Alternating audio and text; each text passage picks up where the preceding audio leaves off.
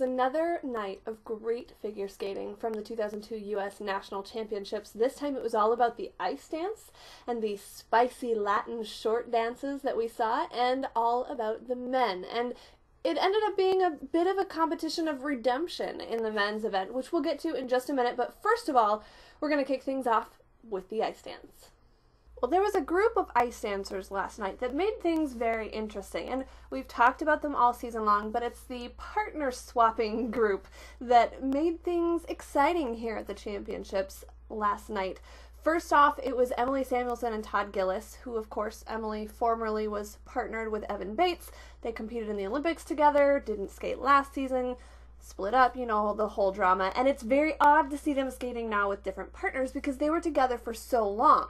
I imagine it was even more strange for the two of them to be on the same warm-up ice at Nationals, but with different people. They skated back to back, and I wonder if that was a little bit awkward for them. It was just watching because I thought that it might be a little bit different for them, but they all skated very well. Emily and Todd obviously have the longest way to come, I think, mostly because Todd's not quite at the level that Emily was. She started at such a higher level. He's kind of having to work up to where she is, but she's fabulous, and he'll get there. They have a lot of potential. This short dance wasn't strong enough to compete with the top competitors here at Nationals. However, it does give them a place to start, and they can grow from there. Madison, Chalk, and Evan Bates, on the other hand, are going to be fabulous. They're already fabulous. I've loved them all season long, and I really like the chemistry between the two of them. And I think it works really well, not only in this Latin short dance, but also in their free dance that we'll see later on today. She has so much spark on the ice. Someone said it on Twitter, they just sizzle. They do. And every move they make is so defined and it's so polished. It's really a good start for them. They don't necessarily have the technical difficulty that you would see in a team that's been together for a long time, but that will come. This was a great start for them. They didn't finish as high in the rankings as I would have expected them to, but that's because there was some great skating after them, including that of Madison Hubble and Zachary Donahue, who were so impressive.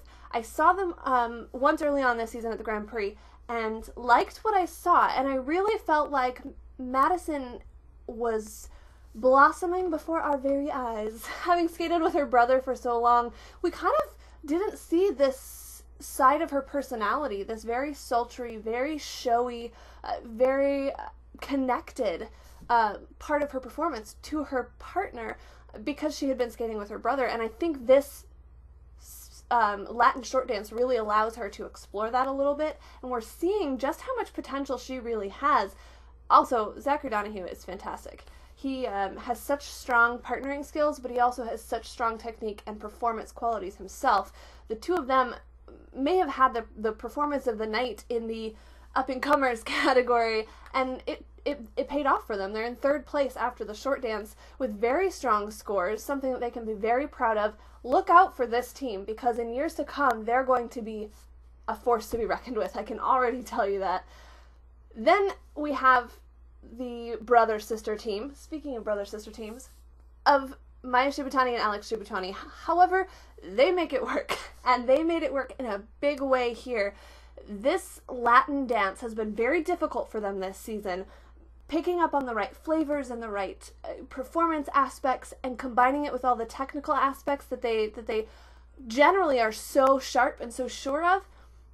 It's felt a little bit flat. So after the Grand Prix, they went back to the drawing board and worked with Corky Ballas, yes, Dancing with the Stars fans, the father of Mark Ballas, who is a world champion ballroom dancer himself, and they worked on the samba, and they worked on the rumba, and they worked on re-choreographing the short dance. They added 2 new pieces of music, they added a whole new flavor to it, and they really went for that party vibe that I've been expecting from them all season long.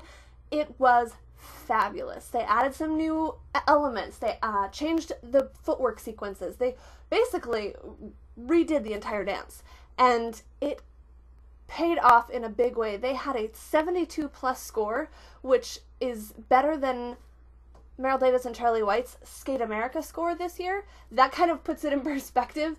They were fantastic. And yes, I know national scores are generally inflated a little bit and it's not what you would get on the international circuit. However, Maya and Alex needed that. They needed to take their skating to the next level and not just be the cute, talented American brother-sister duo, but this kind of puts them in the running with all of those top-tier skaters in the world and makes you think, okay, last year's third place at Worlds may not be what they'll end up with this year, but it's possible with a short dance like they did here. It was incredible. They're just so fantastic. I love them to pieces.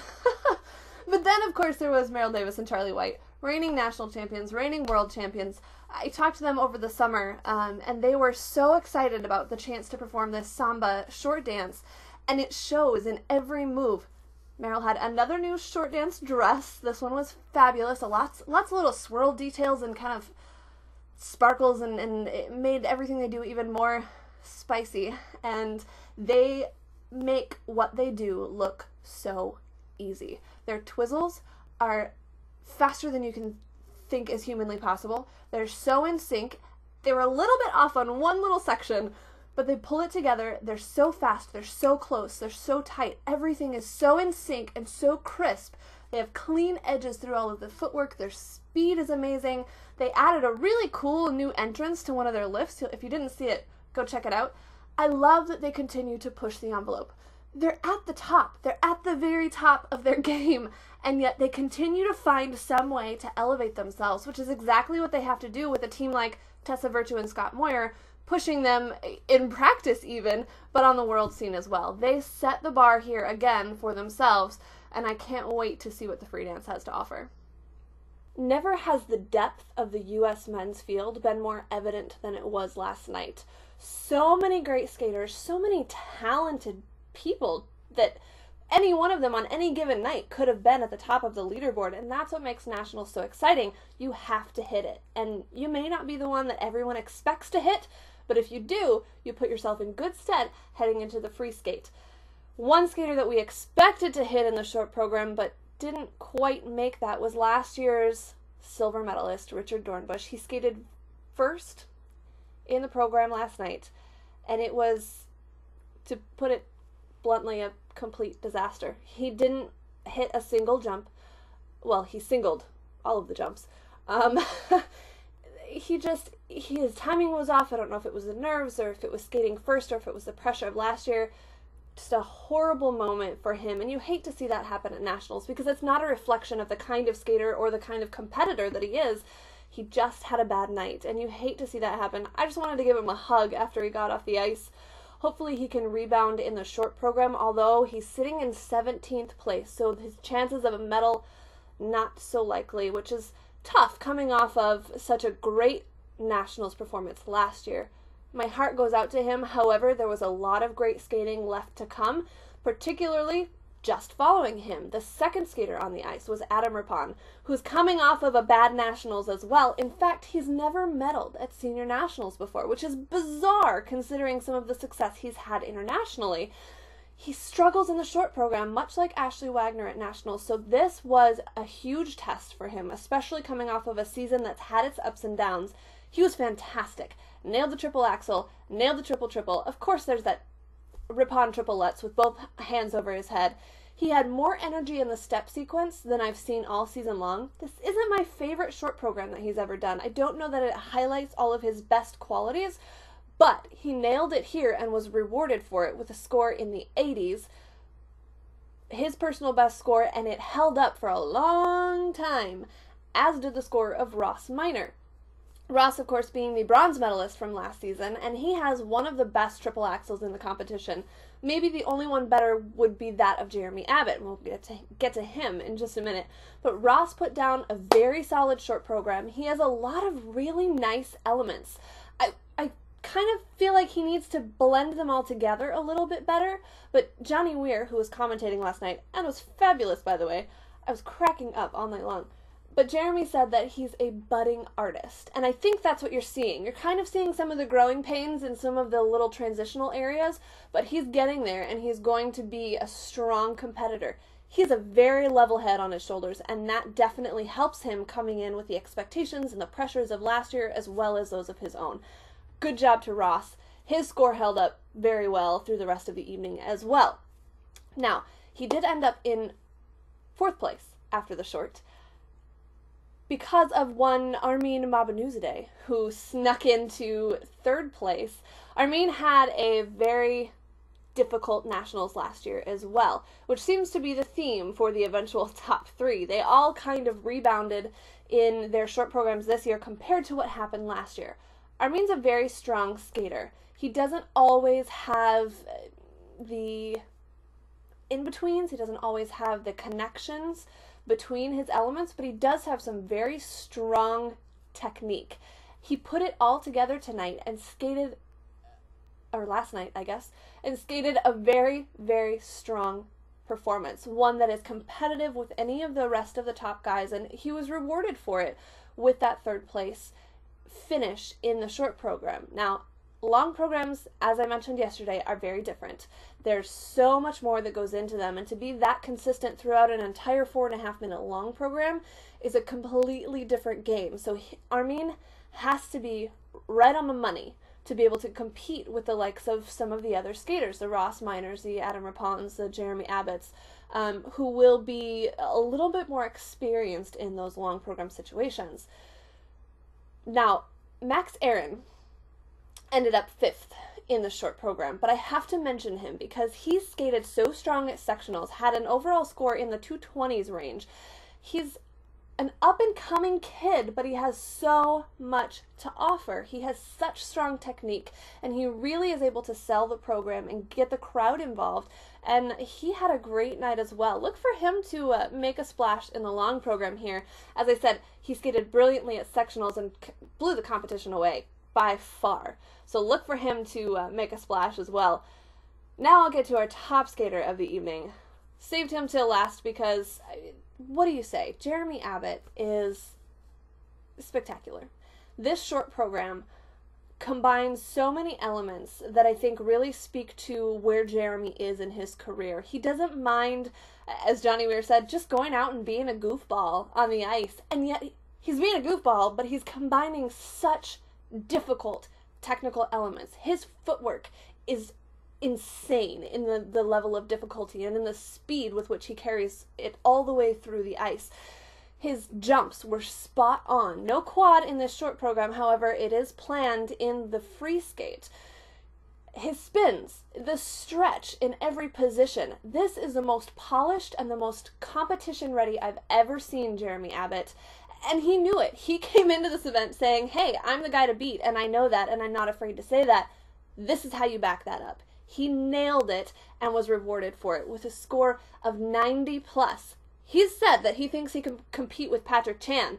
That's the kind of score he needs to be able to do that. Good job, Jeremy. So happy to see you putting it all out on the ice like that. Hopefully he can maintain that through the free skate as well.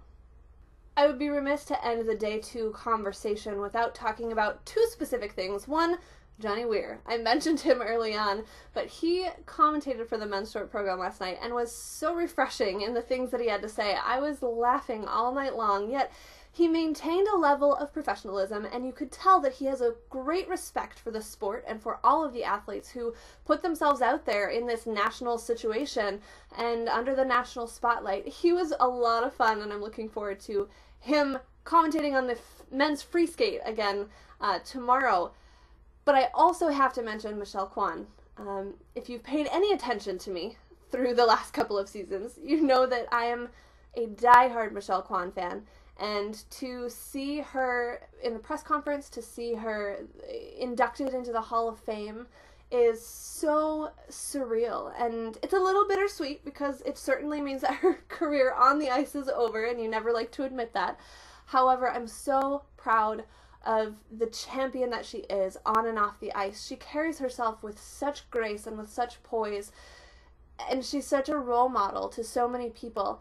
I love what she did on the ice and the way that she made a career of being the best in so many ways, but of being a champion on and off the ice, and I think she's carried that with her into her new passions and her new desires, and I'm just as excited to see where she goes from here.